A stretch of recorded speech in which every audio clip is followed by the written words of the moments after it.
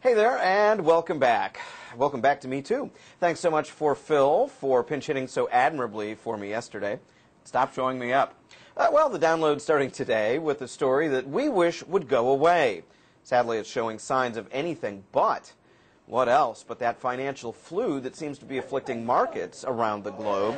Well, no longer just American banks and stocks that are reeling. Markets in Russia, the Gulf states, and those across Asia also stumbling of late as worries of a liquidity crisis spread.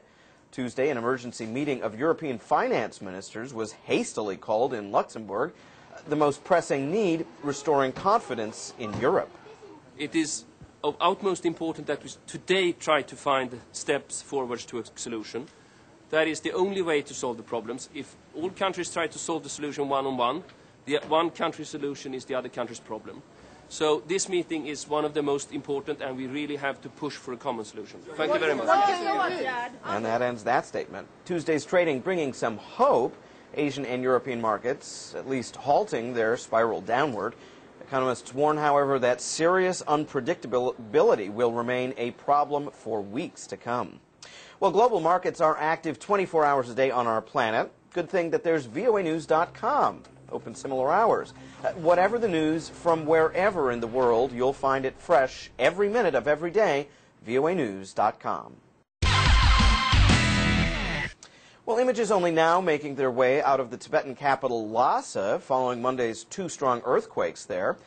Both quakes centered near 90 kilometers from Lhasa, the strongest rating, a 6.6 magnitude. Now, buildings throughout the region were damaged, and an unknown number of people now homeless in the wake of aftershocks. Still, few people were killed in these quakes. Good news, notably following the massive death and destruction caused earlier this year in the Sichuan earthquake. Well, the Nobel Prizes are being announced this week, and so far at least, once again, I have been overlooked. I know, shocking, right? But at least this year, I'm in good company.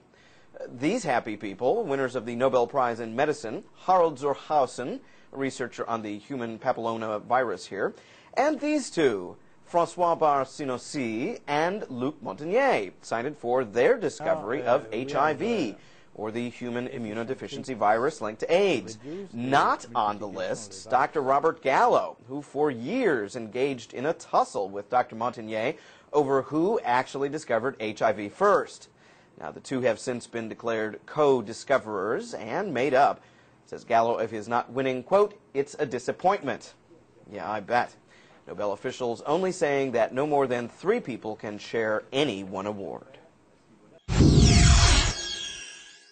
Well, finally today, since we obviously don't qualify for one of those fancy schmancy Nobel Prizes, we thought we'd end with something, well, perhaps more suited for the download. Oh, boy. Better get the mud flaps on for this one. This one, specifically, the 2008 Lawn Mowing World Championships.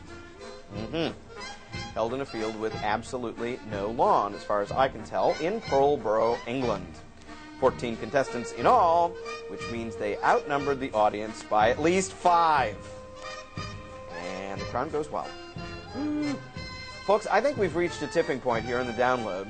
I mean, can anyone stage a ridiculous event and call it a, quote, world championships of something? I just want to know. I mean, because if you can, I'm going to have to start my own world championships, and soon. And you're all invited.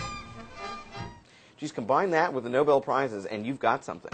Well, that is your download for today, believe it or not. Come on back tomorrow, and we promise to try harder.